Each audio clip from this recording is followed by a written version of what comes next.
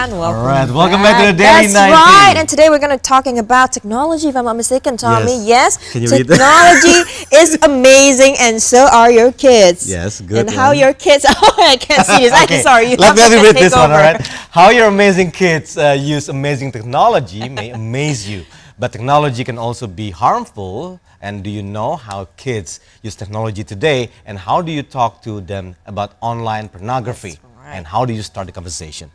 I think that's every parent's nightmare, but it's a must to do it. Right. Now, joining us today in the studio is Lucian Teo, User Education and Outreach Specialist from Google Asia Pacific, to talk more about parenting internet generations in the digital era. All right. Right.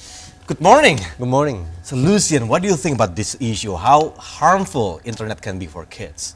I think the internet is something that is here to stay. I mean, it's a technology that we all use. So it's a tool. It's not harmful in itself. It is not good in itself. It's how we use it.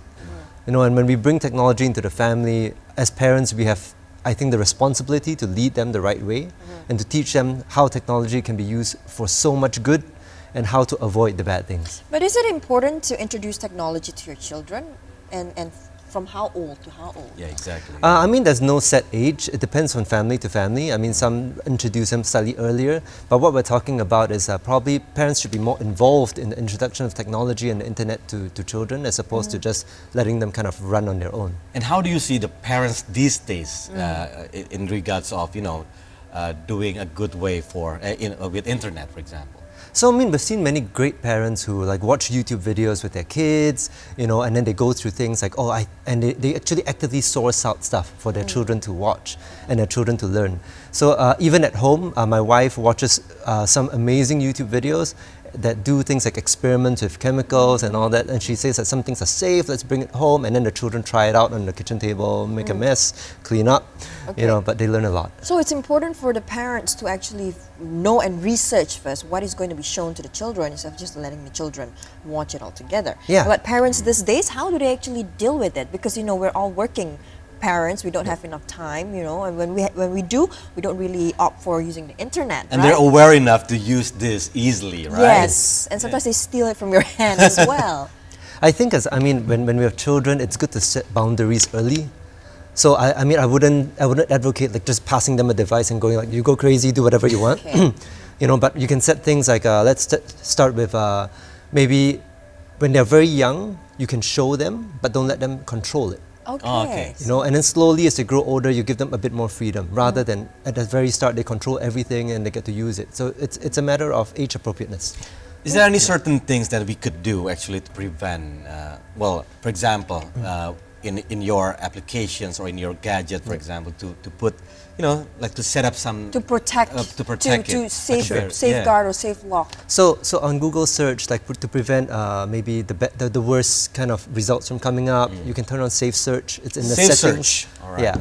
So if you scroll down to the bottom, the settings, click on settings, and then you can turn on the safe search filters. It should filter out most of the bad things. In YouTube, there's restricted mode, so you can turn that on as well.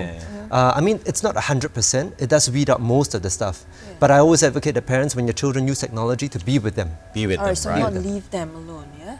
Which can be quite scary, because nowadays, even in some, some videos, you actually find a man and a woman dressed in Spider-Man or some cartoon, but they were actually not behaving, I would say correctly as what a child is supposed to watch. And how do you... is it able to be filtered in the internet, that video itself? Or maybe language. Yeah. Sure. So I mean, in YouTube, we're doing our best to make the videos as family friendly as possible. I mean, especially when you turn on the settings, things should work. So we have a team, and we are actively looking into new technologies to kind of help take these out, and make it a good experience for all users. How about Google search? In Google search? Yes. So safe search, I mean, it filters out a lot of things like malware. For example, if you search for something and you want to download and you're not sure if it does anything bad to your phone. Yeah. Yeah, so you get the huge red warning. I don't know if you've seen it before. Warning, malware. Like the threat that comes yeah, so when you see that, yeah. take it seriously. Don't just ignore it, because it really means that something behind it is not good for you. All right, but I believe that all these setups actually based on what happens in the back of the years. So, is there any cases that you could share with us, the dangers that could happen to kids when they actually try to look at the technology, something like that? So I mean, a lot of kids, they always want to download new games, they want to download new apps, and sometimes they see like free or something like that, and they just follow the links, and they end up downloading malware for your phone, and then end up your phone doesn't work, or viruses and things like that. So it's I guess being there and turning on so they can't install. These things do help. Yeah. And what about issues such as maybe, you know, that's viruses, but what about issues such as the pornography? Is that a big issue right now in terms of, you know, are children facing a lot of that in the internet? I think it's not just children. I think as society we face a lot of it. And I mean, it's something that we need to decide, can we avoid it forever? Or do we then talk to our children about the values we want to inculcate in them? So can we avoid it? That's the first question. I don't think we can ever avoid it. I mean, even when we were young, right? We didn't have the internet, but Try to seek more. it is hard. Curiosity kills a cat, yeah? That's right. That's for children, right? But let's say integrating like, you know, technology into daily life for the family, but yet trying to protect the children from all this kind of, you know, like say porn, anything that they're exposed to, radicalism, violence, and all that that's happening right now. How is that? Is that possible though right now? I mean, what I do for my family, and I advise many families to do this, is use technology for good. So if we occupy their time and show them how technology can be used to create wonderful things like cartoons, movies, you know, there are many apps you can use these days to do all of that. And when they're occupied with that, they're less likely to look for other stuff. Yeah, so that's how I deal with it. All right, but now these days, education institution, for example, they use Google as an account for students as well. And how do we control this in terms of, you know, for those kids to use it properly? I mean, it's like part of schoolwork, is that what you mean?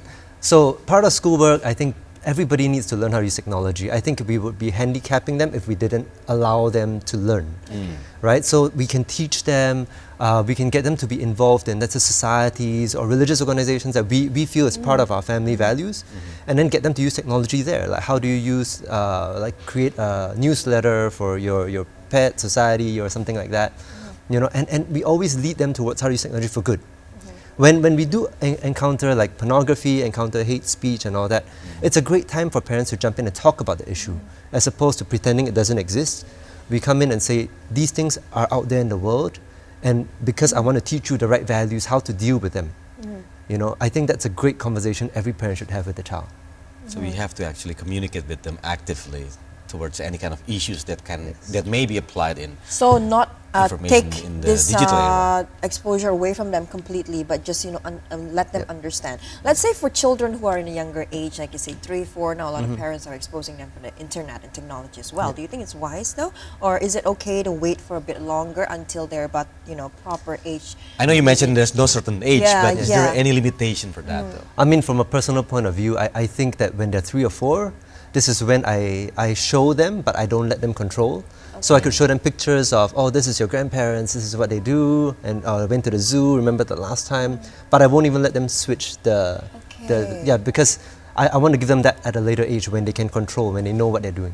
But they're not being left behind, because you mentioned taking technology for a child is making them handicapped, but you know, children nowadays, and even at a younger age, knows how to, you know, and when you look at that, do you think it's like development for the age, or do you think it's okay, you know, just wait a bit longer and then just let them, you know, don't let them control the technology? I mean, personally, I think they can afford to wait a bit. They don't have to start at 2. 2 is, a bit too young. Okay, I know you mentioned about the safe search, for example, but is there any plan in the future that parents can connect more with technology, but also link with their children as well? Any plan in the future, meaning? Like creating a new apps, for example, that can actually safe for children, but can be watched by us as well as parents. So one thing about Google is that there are many parents there. We're having a lot of families working in Google now, and we're concerned about what our tools, how they're used in our homes. And so we're constantly building features in that help parents control content, that help parents decide what kind of experience their child will have online. So I mean, you will see many of these rolled out in coming future. Okay. Okay. All right, Lucian, we're going to go for a short break Yes. first. When we come back, we'll continue talking about Sure. technology and internet, and especially, how to With protect kids, them yeah. for kids. Yes, we'll be right back.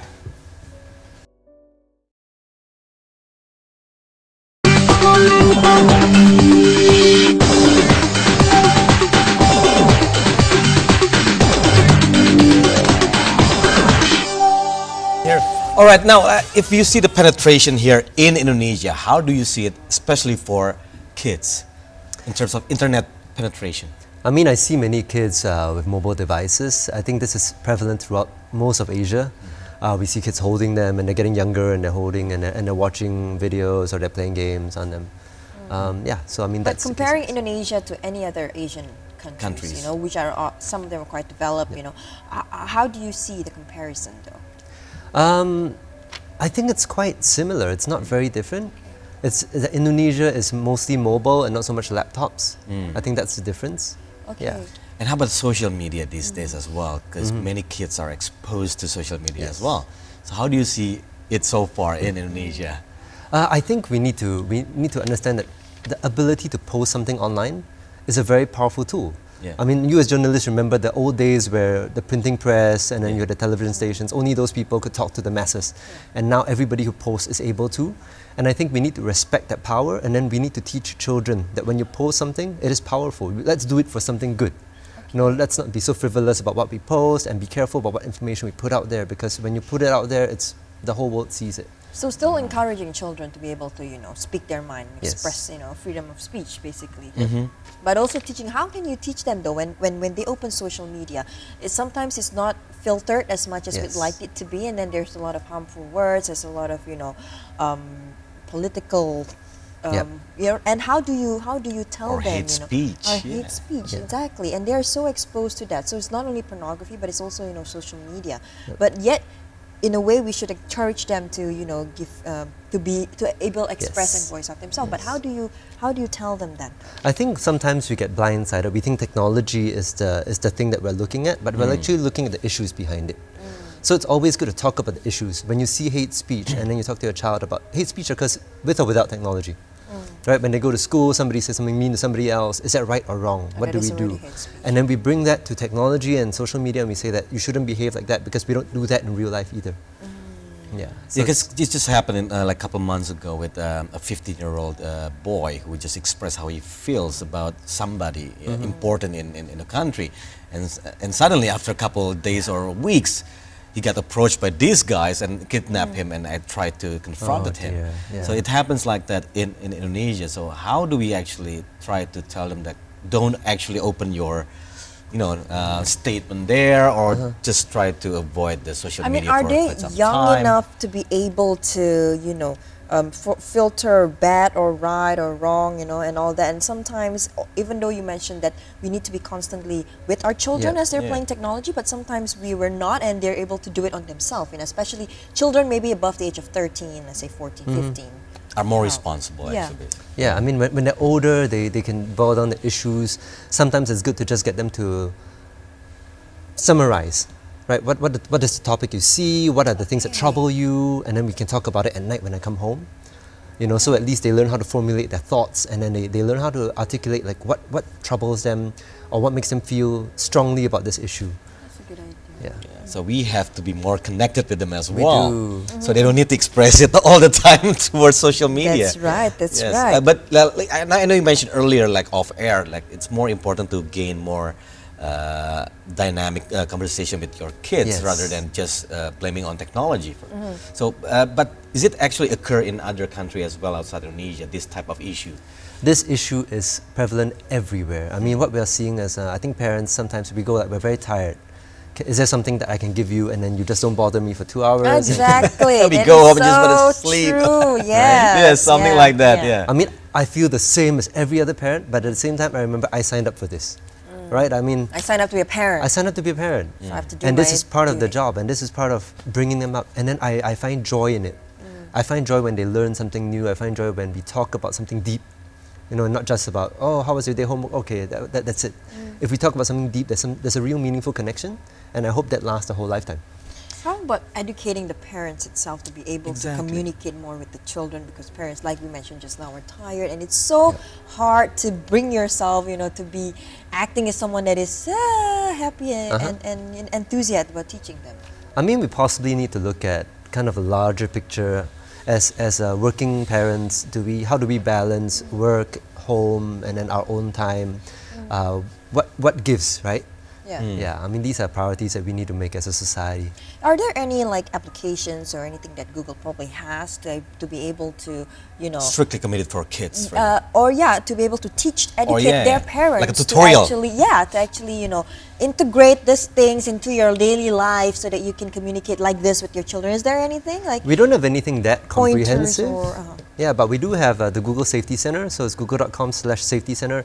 There's some tips on there where you can talk about how to turn on some settings, what things are best practices. Okay. Yeah, we can pick up tips along the way. And there are many families that share what they do.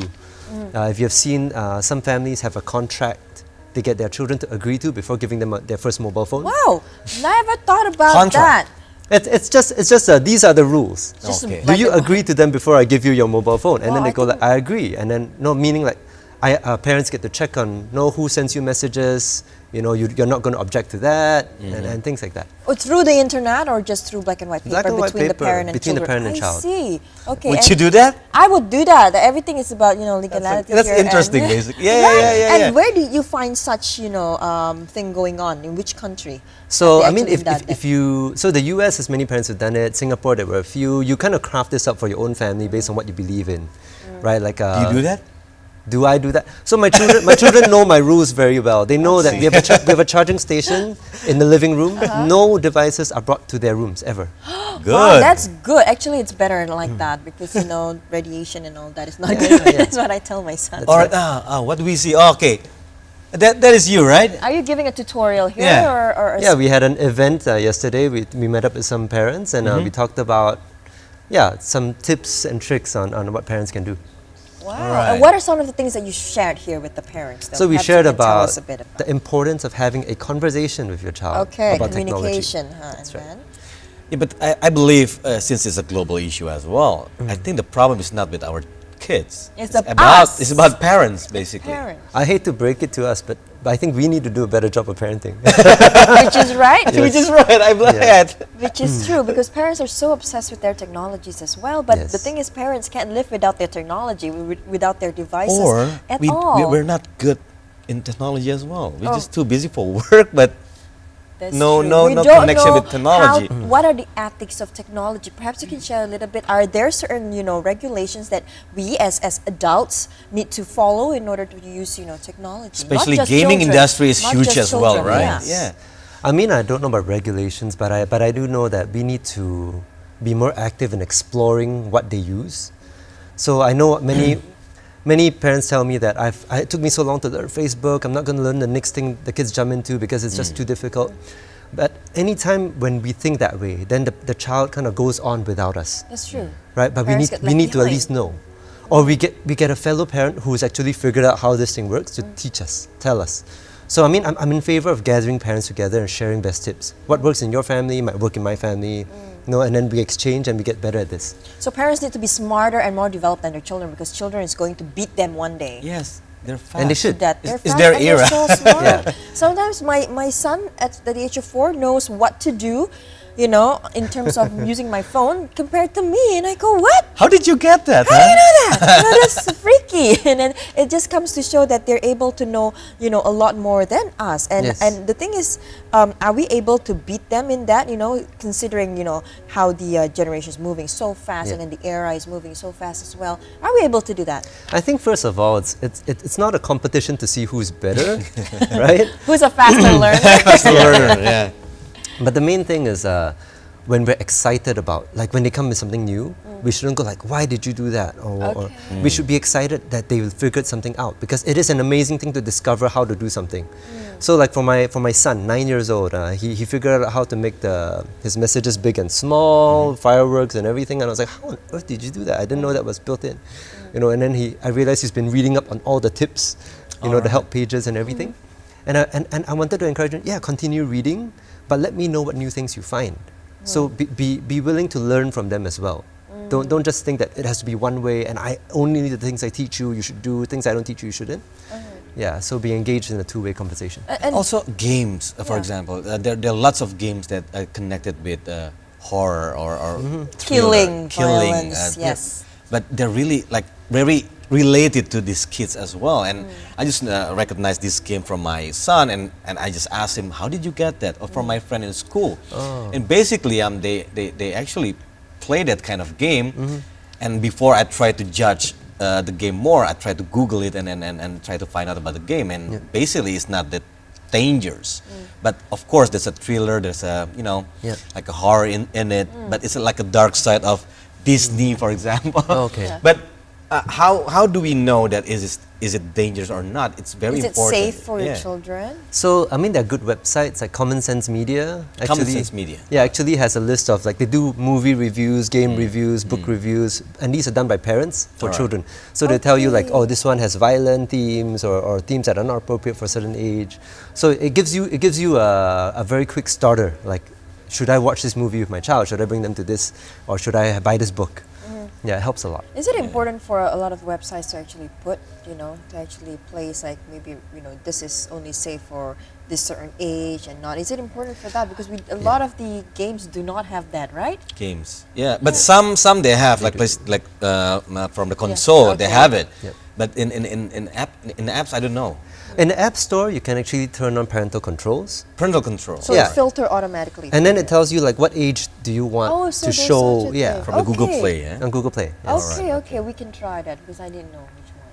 So you can set like ages 3 plus and below. So all the apps you get are like for 3 plus and below or 12 plus and below. So you can move it up as your child grows older. All right. Okay.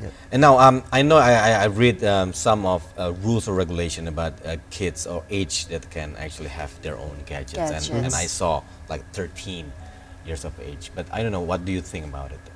It depends. I mean, it is difficult because sometimes they do need it, right? They might need it for school. My children, they got their first gadgets when they were 8 or 9. Laptop? No, I mean their first mobile. Mobile, okay. Yeah, because they had to go to school on their own. So they take the public bus I see. and we use it to kind of see where they are. Oh, yeah. So for safety purposes. For safety yeah? purposes. What And about schools itself? Do you think it's important for schools right now to incorporate technology and incorporate internet into their daily, studying or academy? Oh, of course. I mean, I think technology is going to be the difference maker in the future, right? We're going to use technology to do so many different things. So, I mean, you're talking about curing cancer, you're talking about solving the biggest problems we have. Technology is a great tool to have. Without it, we'll kind of move backwards in time. All right. Yeah. And if you see any other country, I know lots of countries already apply a very high technology in their system. So is it, if you compare Asia to European countries, how do you see it? I think we're catching up. I mean, we're definitely putting a lot of investment in terms of education in technology, and we think, I mean, many schools in Asia are moving towards the let's do things online, let's do things through laptops instead of pen and paper. I think it's a good step forward. Right. Now we know. It's a lot of information for us parents here because I think, what I'm getting from Lucian here is that we cannot avoid a run away from technology. We just have to, learn how to do it the best we can, right? We go to the forest. Because I was thinking, like, Hunting. is it better for me to stop? Yeah, and living in the olden days, So the thing is that we can't run away from technology, and this is going to keep on developing and keep on coming to us, Yeah. right? Bigger and better. Yeah, Yes. I mean, I suppose, like, for our generation, we can either be afraid of it and then feel like, oh, it's inevitable, it's coming to get us, or we can love it and go like, it enables us to do so much. So we teach parents, like, in families, what technology makes your life easier, right? There are many technologies that help us with our daily tasks. And when we get excited about it, then we love it more, and then we can engage in a meaningful conversation with our children. Exactly. So All being right. positive about technology first. Okay, Lucian, thank you so Thank much you for so being much, here. Lucian. Thank you. Thank you for having me.